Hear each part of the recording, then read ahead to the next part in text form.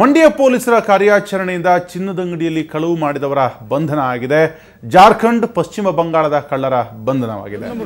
ಮಂಡ್ಯದಲ್ಲಿ ಜೂನ್ 6ರಂದು ಕಳ್ಳತನ ನಡೆದಿತ್ತು. 24 ಕೆಜಿ ಚಿನ್ನದ ಆಭರಣಗಳನ್ನು ಇವರು ಕಳವು ಮಾಡಿದ್ರು.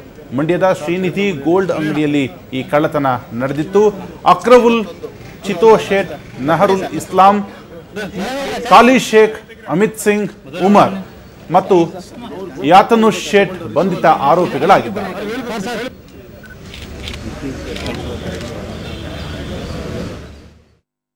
ಕಳೆದ ಜೂನ್ನಲ್ಲಿ ನಮ್ಮ ಮಂಡ್ಯದ ಶ್ರೀನಿಧಿ ಗೋಲ್ಡಲ್ಲಿ ಸುಮಾರು 21.5 ಕೆಜಿ ಚಿನ್ನ ಕಳವಾಗಿದೆ. ನಿಜವಾದ ಆರೋಪಿಗಳನ್ನು ಹಿಡಿಯುವಲ್ಲಿ ಯಶಸ್ವಿಯಾಗಿದ್ದಾರೆ.